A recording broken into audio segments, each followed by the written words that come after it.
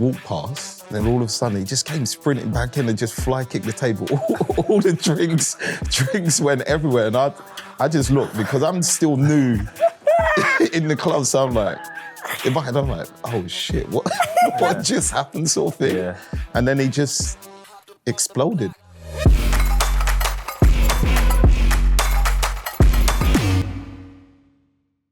Welcome back to In the Mixer, brought to you by Sky Bet. Today we have an absolute legend on the show. It's Joleon's teammate, friend. It's Shaun Wright Phillips. Shaun, how are you? I'm good, thank you, Lou.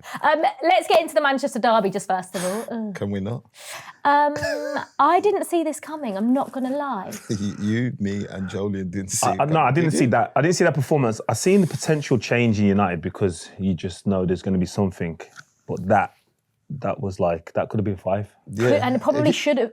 The last offside really confused me because I still don't know how that's offside. The Cunha one, the third goal. But they absolutely just battered City off the From the minute goal. Yeah, from the minute you could and just then even see. at half time, I was thinking it's going to change, Nothing changed. Yeah, nothing. There was it just seemed like we didn't have the heart or fight for that game, and Man United had it all. That's wild when you actually. And I know, obviously, new manager bounce, whatever. Do you know what I find so funny is that where was this fight and stuff for Ruben Amorim? It's almost like his players, like. I know, but he has had big games. Yeah, true. They do have a big game bounce, don't they? They do have a big game impact.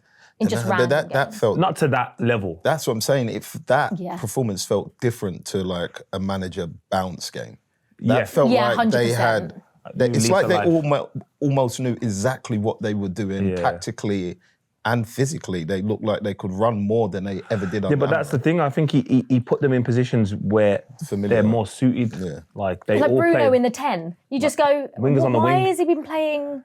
Bruno Fernandes as a holding midfielder when he's so good in that position. Because he didn't want to play Kobe, did he? Yeah. But now, and then it's like, you look at Kobe's performance and you're like, well, if now Michael Carrick picks Kobe, then could he be in the England squad for the World Cup? 100%. If he keeps up with that performance, I don't think, but you're not surprised by his performance. He's played like that before, hasn't he? Yeah. I'm not surprised by Kobe's performance at all. Saying. I'm just wondering what on earth happened for Ruben Amorim not to pick someone like Kobe Mainoo for the whole time he was in charge, basically. What on earth could have happened? I think it was just a personal thing. Like, managers don't like players, regardless of whether it's as a footballer or as a person. There's got to be something. There's got to be an element to that because he can't have not featured and then do that and it be a surprise. It just felt like to me that, for whatever reason, the more people vouch for Kobe, the more he refused to play him. It's like he didn't want to hear anybody. Similar to the formation. Yeah. Like we say, you got to change this. Nah, I'm sticking. And then you force this to change. It does well, and then you just think, nah, I'm going back. Yeah. He can't. It's almost like he couldn't. Yeah. So weird. There was obviously a big decision in that game. Diogo Dalot. It's a red. That's a red. Michael Owen didn't think it was a red. What did he say? He said there wasn't enough contact. And I was like, yeah, but the intent was there. Like, it was higher than the ball. Yeah. And because he said he flicked at the ball. And I'm saying... Well, he did get a touch on the ball, but it almost becomes irrelevant when you go studs up on someone's knee. Straight leg. The studs up part, I understand, because you kind of have to tackle with your studs showing a little bit, because you can't lift your foot without them showing. Yeah. But it was the straight leg action and then the push. I was like, yeah. We've seen people sent off for less. Yeah. 100%. Yeah. And that's kind of how I looked at it. For me, it was a straight red. Yeah, it was a red for me. And again, that changes the game, but you got to give them credit. And Dalot. A lot of stick the week before, a lot of stick. And then I haven't seen many defenders keep Doku quiet like that. Yeah. Because Doku didn't I don't remember him getting past him. Yeah, when I was watching, but I also felt like when I was watching the game, we weren't getting him the ball as quick as we have been over the last few games. By the time he gets the ball, then one-on-one spaces are gone. And sometimes Bernardo would run into his area, which drags more bodies there, so he has to pass it as well. Yeah. If you're enjoying this episode, we'd love for you to like and subscribe below, and you can listen on Apple and Spotify. Let's get on to your career, shall we? Because that's the reason that you're here. Yes. No, you don't want to talk about that? No? Well, I just feel like you lot might know more about it than I know about it myself. No, we don't. You will. You Chelsea fan? Well, yeah, I know about his stint at Chelsea, obviously, because that was when I first started watching football, was when you were playing at Chelsea. Yeah. This is weird, we've gone full circle. Now I'm How old is you then? 10. When did you? No. When did you join? 2005. Yeah. Let's go all the way back then, before we get on to City and Chelsea, to the start of your career. Your youth career, it started at Nottingham Forest? Yes. And they released you at what age was it? 15. Well, how do you get to Forest? How does that, because I know this story, obviously, I but don't. how do you get to Forest? Because I don't know that part. It was quite weird, to be honest with you. So we had like a Sunday league team. At first, it In was where? in South London, in Brockley. This is what I'm saying. I need to know this. And it was called Honor Roll Boys to start with, but because it was just like one of the dad's parents running it, we didn't really have facilities. We had a hand-me-down kit. I remember that it was a red and black kit and it had like KFC on it. It had nothing to do with us as a team. And then we merged with 10&B. But in between that was playing in a tournament in North London where Joe Cole and everyone was playing. And a scout called Kieran Rafferty was there. He was working for Forest at the time. So he got me a trial in Forest, and then that's how that started. And how long was you there? I'd say 2 years. Are you travelling up there every week? No, so I would only go up there like in school holidays, and then I'd somehow wrangled my way to do my work experience. The same. I did mine at so Wolves, I was cleaning boots when Pierre Van Hooijdonk was there and Stuart, Jason Lee, Pineapple Head. Yeah. So Pineapple Head? That's what was his they used to get nickname. stick for his hairstyle, but was his like nickname. now it's stylish, but he was advanced for then. He dreads in a ponytail, basically. Oh.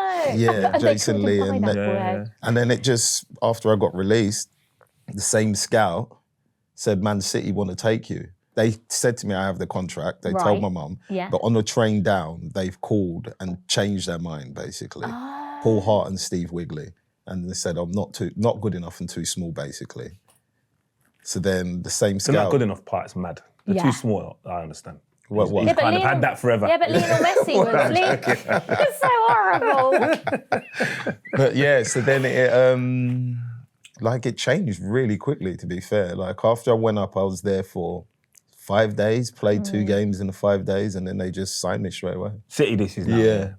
And what year was that? The year City got relegated to Division 2 at the time. Let's talk about, I say righty. Do you get called righty as well, or not? Is it just, just your dad? SWP. Yeah. No, Oh, yeah, SWP, yeah. How much of an influence was he sort of around that time and signing for City? It's different. My family's like, not like that.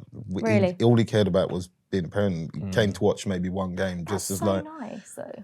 We've always been brought up that if it's your passion, you fall in love with it your way. Yeah. I'm not going to carve that kind of pavement for you, but if you need me, I'll be and there. you need to ask me questions, then I'm there to help answer it and solve the problems. Was it the same for... Nah, like, yeah and no. Yeah. Like the support was there, but there was never any pressure of have to do that. Because again, that was a different era. So you didn't know what being a footballer was. You didn't know what comes with that. You just played football and that was it. Obviously, Shaun would have had more of a inkling with his dad and stuff where my brother played. So I kind of knew a little bit more going into like the YTS, the Scholar environment. So that was a bit new, and obviously I had an experience from my brother, but yeah. So what was City like back then? Because I feel like most people probably watching this podcast Just or think it's listening like this. will just think it was like the City that we know now. But when you played there, probably wasn't anywhere close to being what Manchester City is now. Well, it depends. In terms of like the fans, the mentality of the club and the ambition is pretty similar. Yeah. The massive difference is in terms of the ambition. At that point, they couldn't get there until obviously the new ownership comes in. But the way the club was run, like all the stuff they do in the community, they've been doing since I was 15 years old. And even when I go back now, Joe will tell you when you go back, there's a lot of faces that are still there from when my first spell to my second spell to now that are still there. So those elements are still there, but when you look at it now, it's a global business. That's where it's changed. The owners came in, said this was his plan over 10 years, and he basically did it in 5. And then they've just branched out even further and better. And all the community stuff they do in Manchester, they now do on a global scale, which is, for me, really important. Yeah, their reach and effect, impact, whatever it is far greater than Manchester City winning trophies. It's like you said, it's a global City football is massive, and what they've done is crazy. Yeah. Let's go back to the City that you were at. Who were the players in the team that you just got on best with, your best mates? Which time? The first time. That's a weird time, really. Why? Because some of them didn't make it as far as I did in terms of like, there was a player called Chris Schuker. He had a few games in the first team, still speak to him today. Leon Mike. Yeah. Like we've got the same friend group, so like all around Manchester. It's like, it's mad when you say the names. Dixon Etu. Yeah. And then when I go to like the seniors, I'd say the ones that were like really there for me when I came through, because moving away from home when you're 15 is, and not getting your mum's cooking is a hard graft. So what did you do? What did you do? Get a chef? ended up, couldn't afford a chef on £80 a week. I don't even I'm thinking of the City. I'm thinking of the City now. Do you know how much YTS was back then? What is so YTS? Just explain what YTS is. When you leave school, so it's called Scholar now. Right. So when you leave, we left it. It was called YTS. Right. I don't even know what it stands for. Youth Training System. Yeah. Yeah. So £42.50 a week. That's I what used you to get for the first year, and then it goes to £60. It's only if you had pro. It's only if you got like pro. £42.50 a week. Yeah, you couldn't. But you get a bus pass. You get a free bus pass for a month. Oh, okay. No, that's so good. That was important. So like playing for the reserves and that, when you know you're getting £15 win bonus. It was massive. Unbelievable. People were just like supporting the reserves. Like, really cared about the reserves and that. So yeah, them times there wasn't no chefs. Yeah, so it was that recycling was the bus pass. What did you do then? What did you do like as a 15-year-old kid that then had to just like fend for themselves after? Well, I got put in digs. That was challenging in itself. What's that? So you just live with a family. So you just live with a random family? Not random, but they've obviously been vetted by the club. Well, yeah. Not like random. So it's not just random to anyone. Just an advertisement online. You're just moving in down the road. Yeah.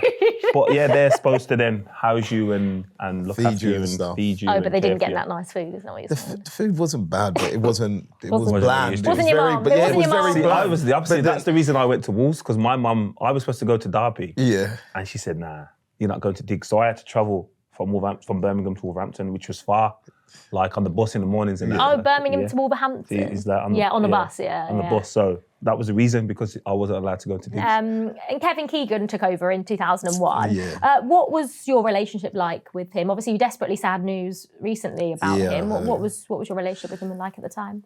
Good. Yeah. It started off pretty weird, actually, because under Joe Rowe, I was playing, and then Kevin Keegan comes in. He's gone to wing backs, and obviously there isn't that free up top where you have a wide winger. It's just wing back. Yeah, it was just the old school wing back. And he was basically saying, like, I'm too small, I can't play there. I won't be able to win headers at the back post. So, like, the first half of the season, didn't play. Just trained, didn't play, played in the reserve games until, like, fans started complaining and it started coming out in the paper, and then he gave me a chance. And then from that moment on, we just... So your chance was at wing back? Yeah. That's how I broke through as wing back. Really? In the first team, yeah. But I'm guessing you didn't have to... The things he thought you couldn't do defensively, you didn't have to do because you were so good going forward. He's like opposition teams then having to go. Oh, no. I had to do them. Yeah, but you probably didn't have to do as much. Did you win the headers at the back post? He knows I can win headers. Yeah. He knows. Fuming. At Chelsea, I was at Everton. I can't remember. I was 10. I can't remember. We played you in the League Cup, League Cup semi-final, and I'm at Everton left back, and the cross is coming in. No, you didn't lose a header. Of course. Go on, Shaun. Love that. And the keeper's coming out and he's gone keeper. So we've just standing there. And then as he's gone there, he's gone away. I'm thinking, you've just said keepers. I know Shaun's on top of me. It's a foul now. It's a foul right now. And I've literally, he's climbed all over me, man. I'm just a picture of him just like, smothering me. I was fuming. Fuming. How tall are you, Shaun? I like to think I'm 5'7", but I'm only 5'6". 5'7". How tall are you, Jillian? Doesn't matter. No, just asking. 6'2". Maybe 3. And you lost. I know, yeah. Keeper, man, Tim Howard. You blaming the keeper? Waste man. Shaun, I think City fans will remember you saying that you said you'll never leave Manchester City. Did you ever say that? Yeah, because I wasn't planning on leaving Man City. So how and why did you leave? Oh, we know this. Like, I didn't. It's strange because as that young kid there playing, I was quite naive. Yeah. Didn't really care about silverware. I wasn't thinking about, I want to win the Premier League. I just literally enjoyed playing football for the club that I was at. So in my head, I was thinking, yeah, I'm happy. I can just stay here for the remainder of my career. And then the pre-season comes in 2004, 2005. And about 2 weeks before that, I had a call from my agent and he said, Arsenal were interested in you. And I was like, yeah, okay, but I'm happy where I am, sort of thing. He said, well, I don't think you have much of a choice. And I kind of replied, well, I do have much of a choice because it's me. It's me, sort of thing. Doesn't really work like that, Liv. And Does it not? No, it doesn't. Sadly, it doesn't. So you don't even have it. Like, so if City don't want to sell, so in this point, if City didn't want to sell you, but Arsenal wanted you or Chelsea wanted you, and you said, I want to stay, then that doesn't. Are you going? So what happened after that? So then he called me back 3 days later, and he said, right, Chelsea are interested as well. So obviously, you got Dad in one corner with the whole Arsenal. Yeah. So they spoke to Arsene Wenger. Arsene Wenger said, we want him, but we want to watch him a bit more till January. Right. Mourinho and Abramovich come in and said, we're taking him now. Yeah. And I still said, I'm happy where I am.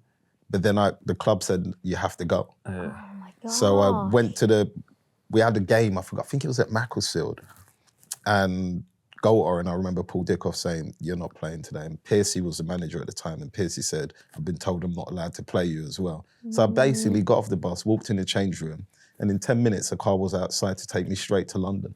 And I went straight to London, had the medical, and that was it. Well, you joined the biggest team in London, Shaun, so I don't think there's any regrets there, no? I honestly have, people ask me all the time, I have no regrets. Like, I had the players I played with, I was lucky, it was a joke. Yeah. We had so much fun on and off the pitch. The bond that we had was like incredible. Yeah. And people always say to me, what's Mourinho like? I said he was a joke. I never had one argument with him. Like when my kids used to come down, because I lived on my own, and they used to stay with me, yeah, just bring him into training, he would say to me, my secretary will watch your daughter and I'll entertain your son while they're coaching. And that's what he used to do all the time. That man, I have a special place in my heart for that man. Yeah, he was a good guy. I love him. Obviously, that Jose Mourinho team, that Chelsea title-winning team, was so strong in every single aspect. How hard was it for you to try and break into that? It was weird. From I left, I knew what I was walking into. I knew what the players were capable of and how good they actually were.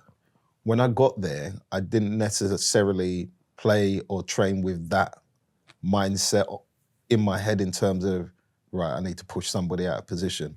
I trained to just enjoy the session and show what I'm capable of. And when the chances come, I will try to emulate that on the pitch and see where that takes me. But Mourinho was the first person to do rotation because of the squad that they had. So I never expected to play 100% of the games anyway, but I just believed in my head when I did get the chances, I just wanted to do well. Because you can sometimes not do as well as you want, but still have a good game in terms of the stuff you do for the team. Yeah. And I always, people say to me, what was it like playing in the first final? Mourinho told me 2-3 days before that game was coming up, he said, I think you and Paulo Ferreira are going to play, and your job on that day is, I know you want to attack, but because you can defend, if you and Paulo double up on Ronaldo, we win the game 1-0. Yeah. And that's exactly, it. That's exactly and that's what happened. Yeah, it was a prophet, weren't it? Yeah, he was so good at little things, he was so premeditated in terms of preparation, and even when he went into his interviews, if he knew there was something big coming up with us, he would just turn it and it would be about him. All the press has forgotten about the issues at hand. They're just focused on him. He protected us so cleverly. Nowadays, obviously, we get to see, we've watched documentaries where we can see what Pep's like in a dressing room. And I don't know if I've ever seen what Jose's like in a dressing room, given what? His fly kick story. What? Yeah. I haven't heard that. I haven't heard this story. Right. So we came in the dressing room and it was a bad half. I think I was sub that game, but we was all in there because nobody was allowed to go and warm up yet. Everybody had to be like... Oh, at half-time? Oh, at half-time, yeah. Yeah, at half-time. And it was weird because he was in his office and then we're all just sitting there. Nothing's happening. It's quite quiet. He's walked past like he's gone to the toilet. And then all of a sudden, he just came sprinting back in and just fly kicked the table. All the drinks went everywhere. And I just looked because I'm still new in the club. So I'm like, in my head, I'm like, oh shit, what just happened sort of thing? Yeah. And then he just exploded. Did he? Yeah. But I quite like that though. Mm. I like that from a manager because he's showing us he cares. Yeah. I'd rather a manager like that than the one that's quiet. Yeah. And talking behind the back and not explaining and not helping you Not being get honest. better. Yeah. I think you could be different then. I don't think that style Allows now. works. You get the same impact now if you address players the way we were addressed, as direct. Players will crumble, I think now. Some players would crumble. Yeah, What, if managers spoke to them the way that you guys were spoken to? Yeah. Really? Yeah. What was Jose? He would just tell you as it is. Like, Yeah. if Which is you weren't great. pulling your weight, he would just walk around and say, you were shit. And so Would on. he? Yeah, he didn't. I didn't ask you what you're doing. Like the situation at Fulham, where I wouldn't necessarily say me and Joe Cole played badly. We just didn't get the ball. Yeah. But he just took us off in 25 minutes, just bam, first half. Like, and I was laughing out of I can't believe this what's just happened there. And Joe is raging. He was raging. And I just had a little, a snigger, a chuckle, because I'm like, it's hurting me, but out of belief, I'm like, I just got to hold this one, innit? There's nothing. What did he say? He just said that it was tactical. But it worked, because we don't lose the game. Yeah. So then how do you argue with them? That was Patrick Vieira said that. He said when he was at Inter, he said he took him off at half time. He said he was fuming, yeah. He said so he's going to see him. And he must have knew what he was coming to see him about. He said he just pulled the video, showed him exactly. He said he didn't even answer the question. He said, I asked the question and the video already had the answer on there that I was asking. He said, yeah, I just had to walk out. I'm telling you, he was so have clever. it. Yeah. What would you do now? Could you imagine if they did that, one of the managers did that now? Do you reckon that happens? Do you reckon? I'm sure it still happens. Imagine but Pep coming in and fly kicking the table. Yeah, nah. I can't imagine Pep. doing that. Arteta maybe? Nah. No? I'm trying to think if there's a manager. I reckon Arteta's got it in him. Arteta's got it in him as well. Got it in him.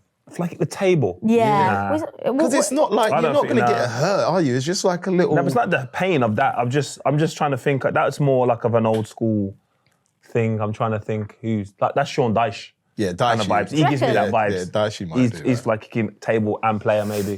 You mentioned obviously that Chelsea team and coming into that squad of players. Is there anyone there, obviously some big names, some big leaders that sort of helped you out when you first came in? I was quite lucky at the time because Essien joined not too long after, innit? So there was two newbies. Yeah. But because I knew Bridgie a little bit before and I knew a little bit of Drogba, they kind of made it easy. And obviously JT and Lamps and Duffer, Coley. it was quite an English course, so it was quite simple to walk in. Jeremy was amazing as well. Mash we used to call him. Mash. Yeah, that's what we used to call. That was his nickname when I got there, so I just carried it on. I didn't ask any questions. So yeah, He loved a worldie, Jeremy, didn't he? Loved a worldie. Yeah, we had a really good squad, and we enjoyed ourselves together as well. And I think that's what took us to where we needed to get to, because the bond wasn't just on the pitch; it was off the pitch as well. Some of the names you've mentioned there, that squad of players under Jose Mourinho is ridiculous. When I think of best teams in Premier League history, for me, top 5 easily is that Jose team. Either 04-05 or 04-05-06, but those two teams Is that the one under you Jose. 14 goals? 15 Premier League goals. Yeah, that's insane. 9 from open play. That's mad, yeah, because there must have been games where you conceded more than one. So the amount of clean sheets that is. It was ridiculous. It was a joke, but you got to think about the defenders you had there. That JT put his head in places that no defender to this day or since that point I've ever seen that. JT, Carvalho, Gallas, Ash. was in there. Ash came Bridgie, later, but Bridgie was before he got his injury was on fire. Yeah, I remember the goal he scored. Paulo Ferreira was a joke, and then after Paulo Ferreira, you had Belletti. See, that's the team. I think was that the team when they beat Everton in the final Drogba. Yeah, that team. That was later, wasn't it? Yeah, That was later. The one before 5-6 would have been the team. The team. I think so as well. I think that Chelsea team that conceded 15 is one of the best in Premier League history. And Czech was a joke, bro. Yeah, he was a joke. He's the only goalkeeper that you go 1-on-1 through, the goal shrunk, bro. Yeah. It's like it just went. Yeah. It was a joke. Do you remember scoring your first goal for Chelsea? No, I don't. It was actually against West Ham. Was that the first one? 06-07. First goals in the Premier League. Bridgie. You all know better than me, Sean. Yeah, you were the one that scored them. I scored 2. Yeah, you did score 2. Yeah. Bridgie assisted me with 1, and 1 was a solo one from Legend. So you do remember? Yeah, I just needed refreshing. just needed a refreshing. Yeah. Was it a bit of a relief scoring those first couple of goals? More than a relief. Was it? In terms of it, because when Joel's playing and Robin's playing and Duff's playing and they're scoring goals, and I'm the only one that ain't, that's that little added pressure.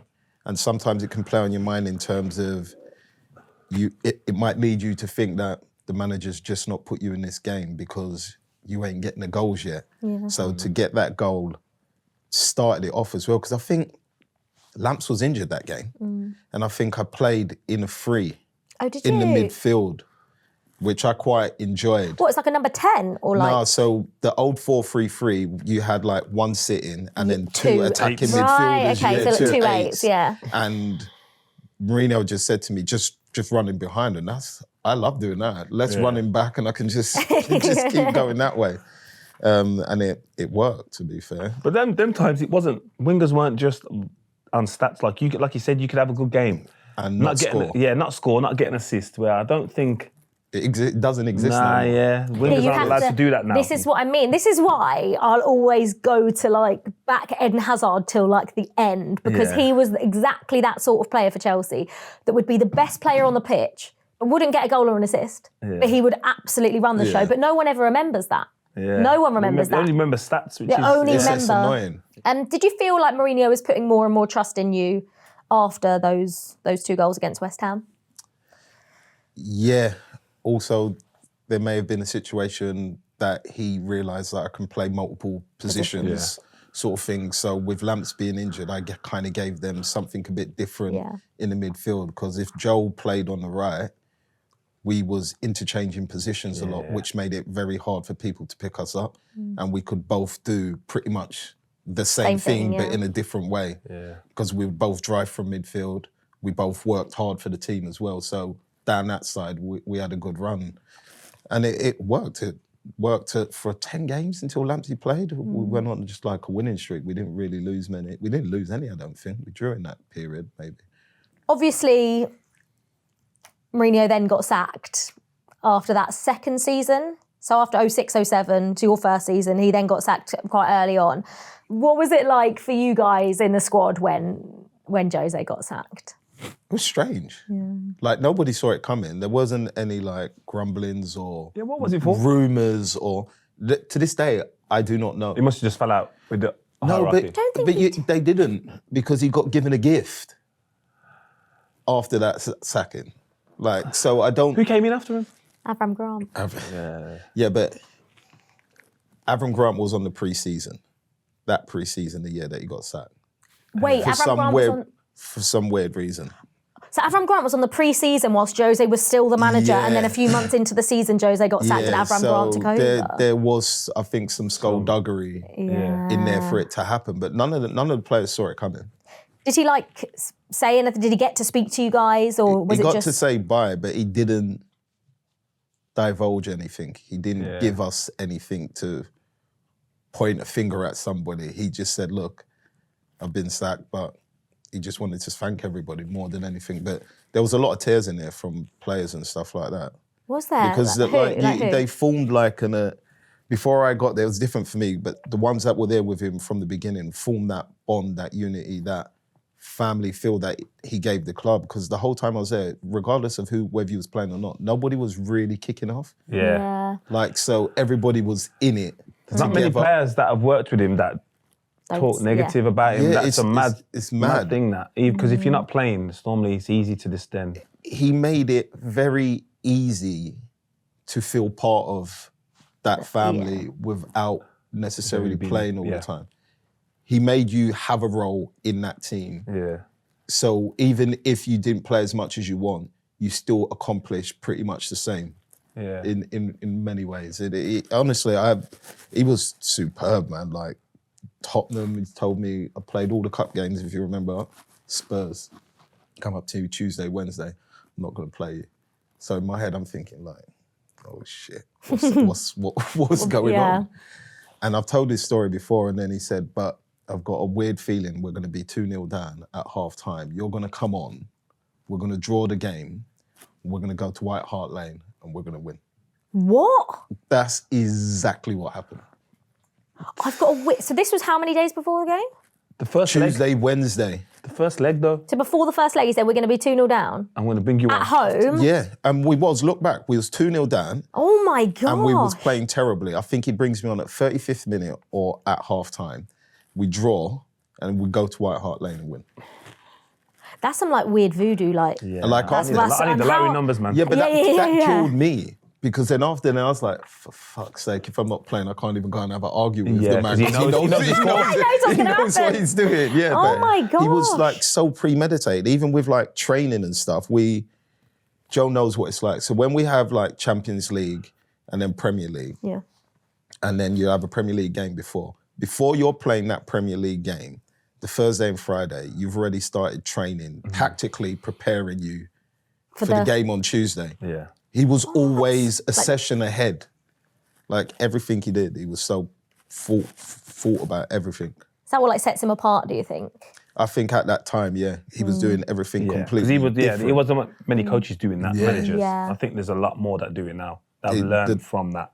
So the time he had, he used it to give us every advantage to be successful in that Chelsea team. Yeah, he's the first coach I heard about that. He sets up the training picture. So say there was 3 elements to training, you would go from that to that to that, where most sessions would go, you'd do that, then you'd have to wait for them to change the set. And then you'd start again and he would go bang, bang, bang, which again, when I heard that, I was like, oh. That was like your break. Yeah. So as you're walking over to the next one, you're getting your drink. You've already got the bib, so you already know what teams you're in. And then you just go straight into it. He was very like... forward thinking. Yeah. Where do you think he ranks in terms of like all-time Premier League managers, Jose? Would he be on a Mount Rushmore? Oof. Sir Alex. Pep. Yeah, for me, Arsene Wenger and Jose? Yeah. Arsene Wenger and Jose. I'd go the same as that. Would you? I think it's hard to argue against that, to be honest, for anyone. I don't know who else you'd put in for a... There'll be a Liverpool fan that'll try. Oh, try and put Jurgen Klopp in. Yeah. For them, but he didn't change the Premier League. Who? Klopp. No, he changed Mourinho. Liverpool, 100%. But Mourinho did change the Premier League, didn't he changed, like as you said, rotations and formations and training methods and stuff like that. So obviously when, like we say, Jose left, Avram Grant came in. 1, what was the mood in the squad like when he did come in? And 2, obviously, a big decision he made in the Champions League final was not to have you in the squad. So what were your thinking there? When he did come in, it's at a club like that, you don't get time to basically grieve. You kind of just have to get on with it because you're obviously defending titles. So we kind of had to get on with it. We wouldn't say the players weren't happy, but they had to get used to something different very, very quickly. And for a team that was that successful and in many ways wasn't missing much to take it to that next level again. When Avram Grant came in, some of the things he did was just like, I was confused. Really? Like some always the way. Yeah, some people might change too much. Some people might buy into it, but for the team that he had, it didn't need that because we were already we had that mentality, and all of a sudden we get on the coach and the coach is pulling into the stadium And all of a sudden, he's like, everybody shut up. Michael John and Larry Bird basketball video comes in and we're watching them pull into the stadium. So we're like, I'm looking at people and I'm like, well, I'd rather just listen to my music sort of thing and zone out. But he wanted that. And then there was a situation that happened with a board. You know, they used to have the boards where you have to write the squad or yeah. So we was in there in a meeting and he's written the squad down. Obviously, he's put too much players on there. So we're all looking at each other. No, he didn't. So we're all looking at each other. So somebody said to him, Gaffer, you got one too many. He couldn't find it. So he just ripped it down and just started again, This is what I'm saying. So it's just my God. Manager Chelsea. That's what I mean. So you go from like Mourinho, who was up here, and then you just Avram Grant. And then Scolari after that, wasn't it? Yeah, Scolari. God, the list of Chelsea managers. Some managers. Yeah, ridiculous. How did you feel when you didn't make that Champions League final squad? This Moscow one? Burned. Yeah, it burned. Because I'd played all the games leading up to it. What did he say? Did he give you a reason? Was that... Didn't say nothing. Really? Didn't say nothing. Didn't tell us anything. Just when we got to the change room, we realised your name is just not on there.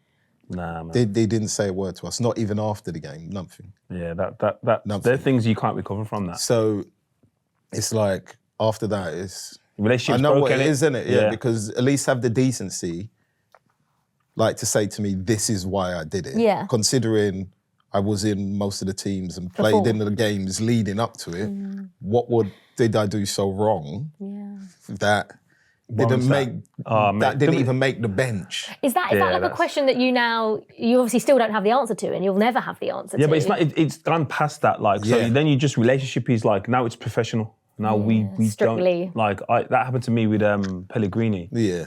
So I played all the games in the League Cup. Wasn't playing that many in the league, but played all the games and. Pantilimon. Yeah. Long hair. I then changed to number 1, so Joe Hart had been like rotated. So now he's playing in the League Cup. So as we get to the final, he reads out the team the day before. And I've played every game. And I captained the team in the semis.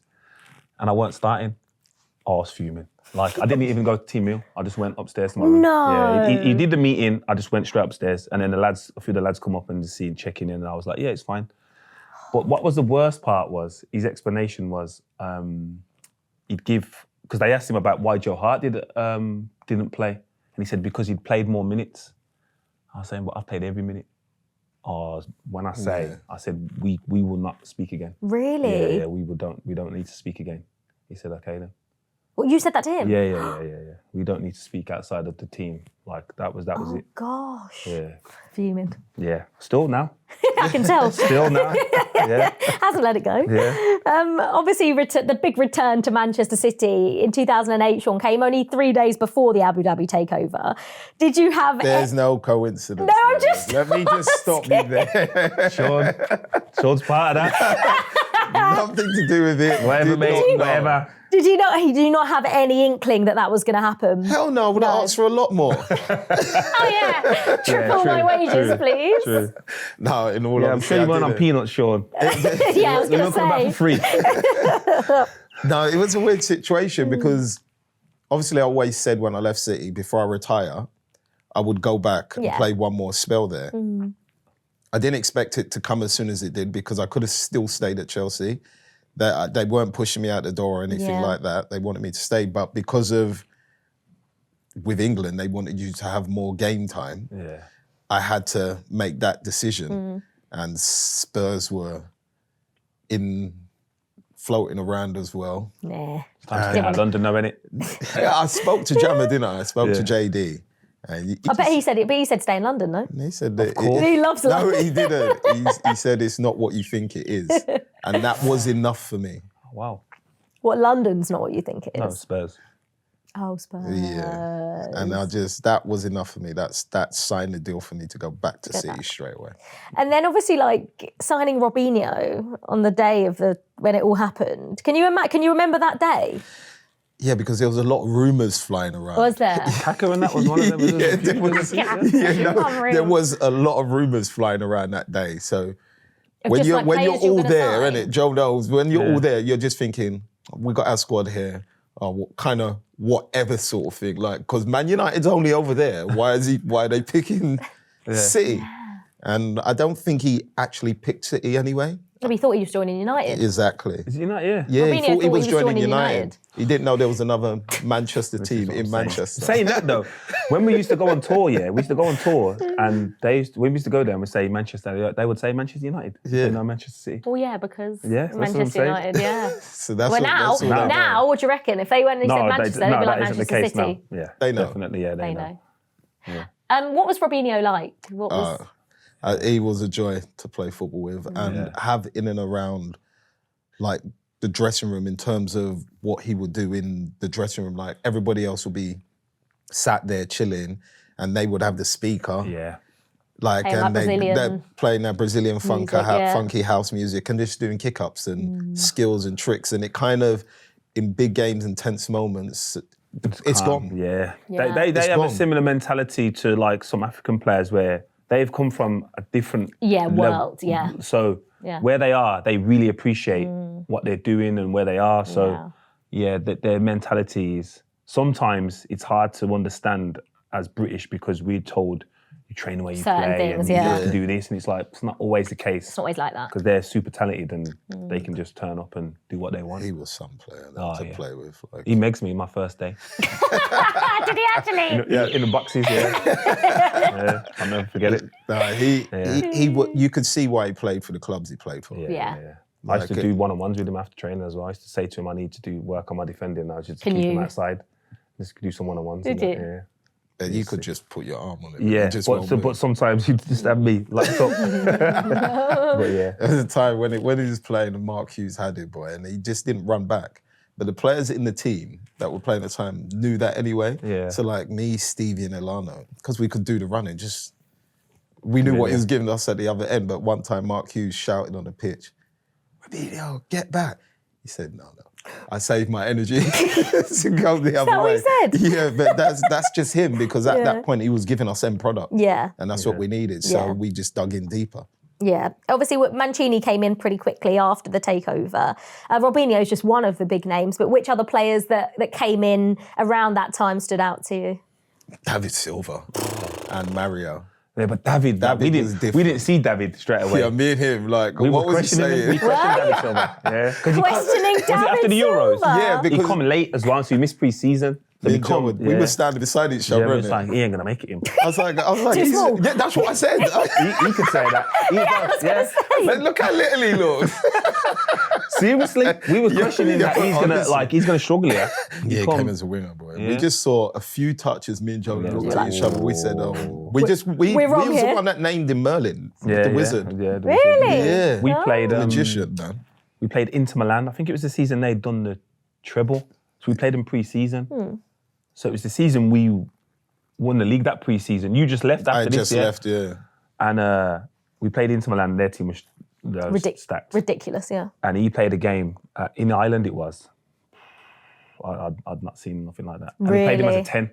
That was the first time he was like, oh, he's not. We knew he wasn't a winger. Yeah. But he was a 10, and he was like, yeah. He just had a telepathic understanding of intelligence of anyone that was well. up front. Wherever you ran, the ball was coming. Yeah. Like, he was special. Yeah. I think you'd find it hard to now find someone who wouldn't put David Silva in their all-time Premier League 11. Yeah. I know there's some obviously huge players, but a lot of people say he was just. I think if you ask players, they would say yes. Yeah. But fans maybe not. But players that have played against him and with him, yeah. Yeah. Because you can't get the ball from him. Every time you go one way, he just goes the other direction on the same foot. Yeah. He injured me with the ball. He had the ball and he injured me. He did a little drop of the shoulder and then turned around and I tried to mimic it. My knees, as I said, I was come off here. I had to come off in training. I had to go off. Never tried that again? No, I'd tackle him, no. Joe Hart was on the show not so long ago, Shaun, and then said there was some difficulties working with Mancini. Did you feel the same or not? Yeah. I had a weird relationship with Mancini, to be honest. Because away from the training ground, like, we were fine, we got like a house on fire, but he had a certain way of managing, which was quite I should say robotic. This is how he wants you to do things and this is how it needs to be done. Whereas when I played football, when I was playing, a lot of the things I did was off instincts and where I saw I could affect the game. And there was a situation that happened. It was me and Needham, and he had set up 11v11 and he was showing us patterns of play of how he wanted it to go. Now he, at that point, wanted Needham to pass the ball to me and my back's to goal, so a defender's gonna be coming and just run straight past me. So I said, boss, that can't happen. He said, well, that's what I want you to do. But I said, I'm not the biggest guy, and if somebody does come through me and I don't get a foul, then Needham's out of position and they're clear through. Yeah. So it's not possible. So we run the thing again, and I just didn't do what he wanted me to do because it didn't make sense. There's too much pressure on the back four, I thought, personally. Yeah. And then after that, we all had a little argument. Needham, I think if I remember correctly, Needham got sent to train somewhere else. Like, and what? Then, he was quite a control freak, And if you didn't kind of get on board listen, with what, then that was it, sort of thing. Because it was mad, because I remember that time when Needham was going and he didn't want, this is again an example of it just being personal, regardless of what he thought. Yeah. Because his reason for Needham not to play was he was too slow. Without knowing that Needham was a sprinter. Needham was quick. He's lightning. He's probably the fastest in the squad, wasn't he? Probably the fastest. Was he really quick? Needham was rapid. He still does like 100 metres now. So he still trains and that. So that was his thing. So the club doctor's gone to him, literally said, you're going to have to come with another excuse because that can't be the reason you say, because he's the fastest we've got. And he had to come with someone else. No. And that year, I remember that pre-season because I think I scored in every pre-season game. That was, outrageous. Yeah, I scored every pre-season game. And it was like, you were gone. Still nothing. Was gone. He was gone. Yeah, he was gone. It didn't matter what he was doing, and it was just didn't change anything, so I knew. So do you think that was the reason when a manager just doesn't fancy you, that doesn't matter how well you're playing? And was that the case with Mancini? He just didn't fancy you and then sold you at the end of that's football. That's what I think a lot of fans and people away from the game don't see. It might not necessarily be that player's not good enough. It's just that manager is not his type of player. Or he doesn't sign in. Kobbie Mainoo. Yeah, that's literally how simple it can be. So what was the move then like to QPR? Neil Warnock obviously signed you. Neil Warnock? Crazy. He's going to be, he's kicking the table. Like 100%. 100%. I think he'd be actually number one on the list. He's kicking tables in. When that happens, like, it's... Harry Redknapp, I just went to play football, innit? Like, I've come towards the back end of my career. I wanted to play. I wanted to try and help another club, turn the chapter, go there. My first game's against Newcastle. We're in the changing room. Neil Warnock's walking around with match tack cards. Listen to me. It's like, right, what, yours or theirs? Just, he got his own in there. He's got a few of the other players. And he's looking at, like, stars and ratings and stuff like that, and he's going like, oh, you're all right, you got like 3 stars. He went to Buffers, Jay Buffray, who's meant to be like... Yeah, the guy. We need him now. We need him confident because we're playing against... We need some goals out of him. He's gone, Jay, you've only got 2 stars. I've got more than you. What's going on here? I was like, after I saw that, I was like, oh my God, what's going on? But in general, like, it was just... The club could have done it the right way. Yeah. But I just felt like the players... You mean City? No, QPR. Yeah, they could have done it the right way in terms of they had the backing, they had a group of people that wanted to invest in a club and build it, but they got the wrong scouts and agents involved that just started bringing people that were all my age or older and on the way out. And they didn't really, it was almost like supermarket sweep, where you're not actually picking players to play a certain way. You're just picking players based on their name and what they've done in the past. So they couldn't really get that cohesion they wanted, really. We obviously spoke about Jose in the dressing room. We've seen what Pep's like on documentaries. What on earth was Neil Warnock like in the dressing room? I mean, we've seen some like iconic, famous clips of him. One of them is about me as well, yeah. What? Have you not seen the one? I think it's Montgomery and Jagielka, they should have been marking me. He was the manager of Sheffield. Yeah. And he's told them to Montgomery. No, not Montgomery. He was a midfielder. Morgan. Chris Morgan was the captain. Right. And he's told him to mark me. And I've scored.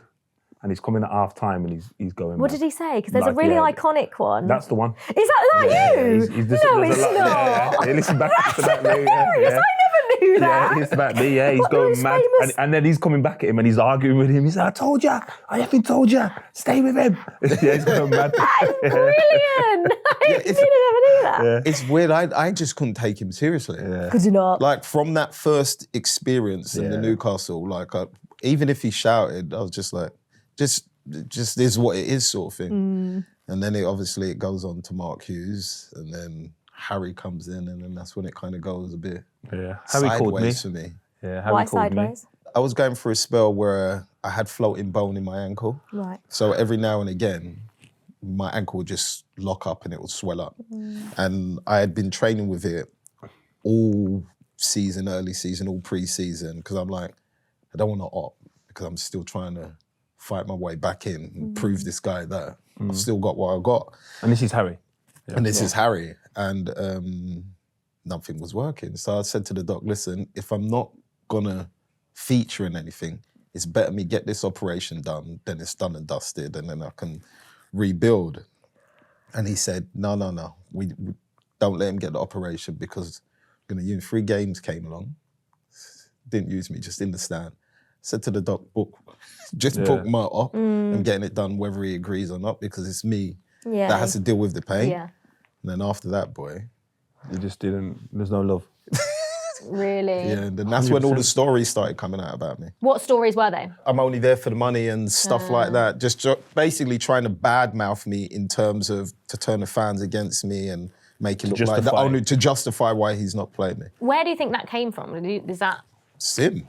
Do you think he went to the press? Is that how it used to? I personally think so. Yeah. It wouldn't be just him going there, but he'd just be advising, being like, "Oh, this is coming out, print this," and And then, did it affect your relationship with the fans once those articles were out? Yeah, but I didn't really pay any mind to them. Actually, it takes a lot to get under my skin. Like I've got thick skin in that sense. But yeah, it was a strange dynamic there.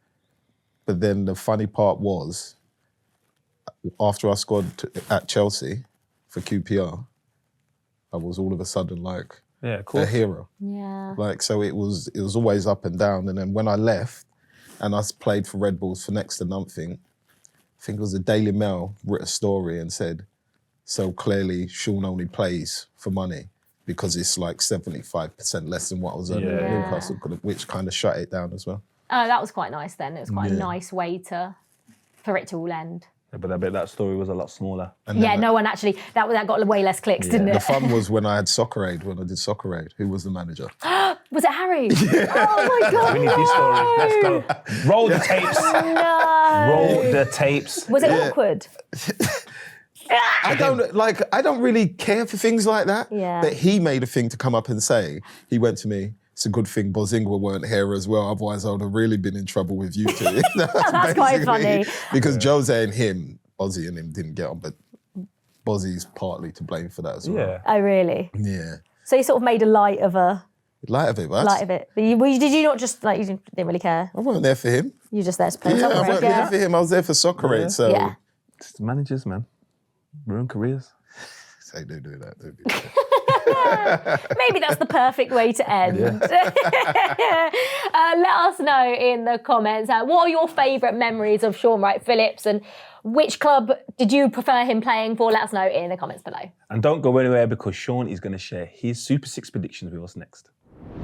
Right, another week, another chance to get your hands on a £200,000 jackpot, plus an Audi A5 this month just by entering 6 correct scores on the Super 6 app.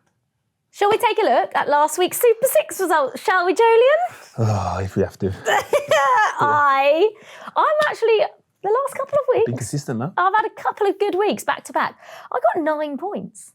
That's not bad. I mean, compared to your and Mark's 2, I think it's pretty good, to be honest. No, yeah. I was just trying to keep Mark company down there. Yeah, you got the Sunderland win against Palace. So did Mark.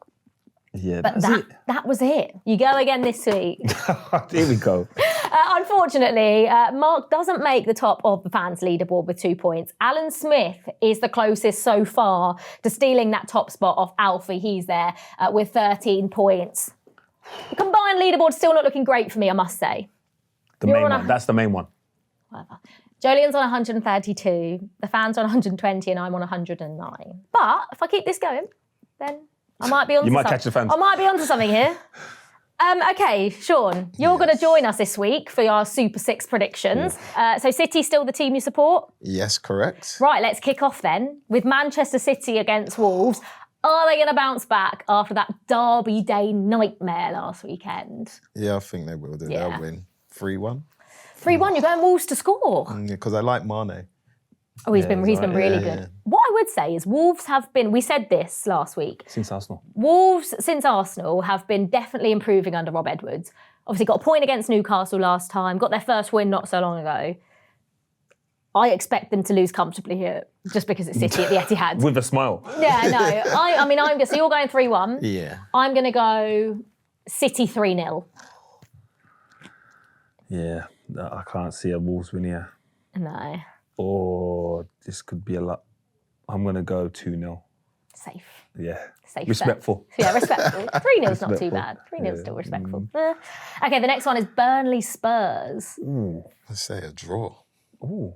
What are you going to say? What score? 1-1. I mean, that... It's not a bad result, that. Spurs always concede. I'm not mad at that result. I'm not mad at that result either. Go on. Is it me? You can go first, yeah. Oh, nah. I'm going to go 2-1 Spurs. You're going to go 2-1 Spurs? I'm going to go the same as Shaun. I'm going to go 1-1. I think it's going to be a draw. Okay, Bournemouth-Liverpool. Bournemouth win 2-1. Do you know, I watched Liverpool obviously against Burnley the other day. Just didn't look great. I don't know what's going on there. Sort of, you never quite know what you're going to get with them because they looked okay against Arsenal, but then against Burnley, to draw at home to Burnley, it's not great. What do you reckon away at Bournemouth? Oh, my God. It's a tough one, that. I'm going to say 1-1. Oh, I'm going to go 2-2. I was going to go a draw as well. I'm going to go 2-2. Yeah. Oh, okay. Crystal Palace against Chelsea. I think if there was ever a time you want to be playing Crystal Palace at Selhurst Park, it's now. I don't know, Selhurst Park, I don't know. Because the fans are still going to be active. Yeah, but the team and the manager? Key players are... Yeah, the team obviously is not the same, but... Manager as well? They got a lift. Manager's all right. Away from home, that lift ain't going to be there, and the team's obviously still going to be affected where... I think it's just a bit of a mess right now. Yeah. After Oliver Glasner's comments and selling Mark Gay the day before a game, it just hasn't gone down well. I think that's a 2-0 Chelsea. Chelsea concede. Yeah. I'm going to go 2-1 Chelsea before you get that in there. I agree, but Mateta ain't firing no more. He might not even be there. That's exactly. It was really, it's all everything's going on at Palace at the moment. I'm going to go 2-1 Chelsea. I'll say 3-1 Chelsea. Stupidly. Okay. Newcastle Aston Villa. That's a good game. That's a good game. At game, St James's Park. That's a Good game. Newcastle, a good watch. Yeah, They're always a great watch. And at good watch. home as well. Good watch, Newcastle. And so Villa. I'm taking Newcastle, you know. Yeah. Go on. I'm going to say Newcastle 2-1. I was going to say that. You can say that. Yeah, I know, yeah. I'm going to before you. Newcastle 2-1. Well, I think it's going to be a draw, so it doesn't matter. I'm going to go Newcastle 2, Villa 2. And the final game of our Super 6 this week is Arsenal against Manchester United. Heart predictions only. Heart predictions only here, guys. I actually think it's going to be a draw. Yeah. I think Man United take something. Go on. They score. Yeah, I think they will as well. I think 1-1. Because Arsenal always got a set piece. You can't see, yeah. You can't see that. What? You can't see Man United scoring. They can I can't see the draw. You can't see the draw. Yeah. Oh, so you think? Winning. Oh, okay. Yeah. We'll go for that then. No one's stopping you. What are you going for? You want me to go first? Yeah. I am going to go a draw. I think there's going to be goals in this game. I'm going to go Arsenal 2, Man United 2. Oh, I'm going to go 2-1 Arsenal. I thought you said do it in the heart. Yeah. But I've got there's still points to be won here, Liv. Yeah, you need it after your week last week. He set you up, didn't he? No, I think it's going to be a draw. I think a draw, so. I'd rather be wrong. So. I like to be wrong. Yeah, I hope you're wrong as well. Right, download the Super 6 app or head to the website, predict 6 results and take your shot at winning this week's prize pool. And make sure you join our All Out Football League with code S6-AOF to go head-to-head with other fans of the show. 18+, T's and C's apply. Right, let's talk title race before we go. Because last weekend I was thinking, City lost. I was thinking, right. And then Villa lost as well. And Arsenal have somehow got a point and extended their lead at the top. Can you two sort it out? Please. We're counting on you here. Yeah, to be fair, the City one, that was a surprise. The Everton-Villa result was a surprise, but I still don't believe Villa are genuine contenders yet. I don't either, but it was more about putting the pressure on Arsenal, Yeah, but I don't think that pressure, they feel that same pressure. No, I think they would. Nah. Maybe not. Okay, obviously if it's City that are 4 points behind, obviously you'll feel more pressure. But it's just putting a little bit extra pressure on Arsenal to then not drop any more points. But now they're 7 points clear. I don't know, but I still think the title race is more open than people think. Do you? Yeah, I don't think, don't get me wrong, Arsenal are the team to beat. Yeah. That at the minute, they are the best team in the Premier League. Yeah. But I've seen them over the last few games. That midfield, that people been cutting through there quite easily. It's not good. They haven't been playing well. Yeah, they just keep but no one has. Who has? No. But my point is, right, so Arsenal have been this is why I think it would be one of the biggest things in Premier League history if they weren't to win the league this season, because they've comfortably been the best team from the moment the Premier League's kicked off till now. They have been by far and away the best team in the league. No one's come close, right? Agreed. But the last couple of games, game against Liverpool and the game against Forest, they didn't do enough to win either game. Yeah. And also, just a quick question, did you think it was handball? Have you seen the Forest one? Yeah, I saw it. I wouldn't have been, if he gave it, I wouldn't have been like, it's not a... But it's not as big a decision as people are making out, maybe. Because of the consequences of the game, I think that's why it's made... it bigger. Yeah, if that's just like two mid-table teams, I don't think anyone's discussing it to the level they are. But the Arsenal one, I'm like... Yeah, they don't might not like scoring, but they definitely don't like losing. Yeah, they're just going to draw. Yeah. But the 2 draws lost them the league the last time. Yeah, it did. That's because other teams were on fire. City was on fire. City ain't on fire. They ain't on fire, but they're still capable of churning out a 10-game winning streak. No, I don't see that. You don't see it? Not at this moment in time. I think with Gahey in there now. Say, what a signing that is. If Gahey comes in, like 20 mil. Him and Ruben for now, because Josh goes out. Ruben's out? Yeah, but for 3 weeks. Yeah. Mm-hmm. I mean, Mark Gahey just comes in and stabilises that defence almost immediately. Yeah. It's like Semenyo. Semenyo's fitting so perfectly. Gahey will play in the Champions League, and I imagine he'll play against Wolves. No, he can't. Him or Semenyo can't. Yeah, Semenyo and Mark can't play. Yeah. In what? And Bernardo's suspended as well. Oh, they're not registered, but they will be in Jan. Oh, no, wait. Yeah, after the groups. After the group stages, they'll be registered. So he'll definitely play against Wolves, and he'll play in every Premier League game. Can he play in the League Cup? Is he Cup? No, he can play in the League Cup, and FA Cup as well. But I think I'm not sure it's over just yet. No, I don't think it's over. Yeah. Can City go on and win the title from here? Well, they can, yeah, of course. I think they will. I don't know. This is a massive weekend, like. It's huge. Man United, come on, United. If United have that performance that they gave against City, and then don't come up and then get served. Take something from Arsenal, I reckon. Yeah, they can't imagine if Man United just go back to the Man United of old against Arsenal. If they did that, Arsenal just 4-0. Like. If they did that, I'd be raging. That's what I'm saying. My best friend. My best friend is a Man United fan. I haven't heard him all season talk about football. Now? And the weekend, he wants to send me gifts and all that. I'm like, what are you talking about? You haven't mentioned any games all season. Yeah, this is a big weekend. I actually do think, United, if they play like they did, against City, and if Arsenal carry on playing how they have done recently, I do think, I don't know if Man United will win there. I think it's probably quite a difficult place to go and win, but they could definitely nick a point, and then City win.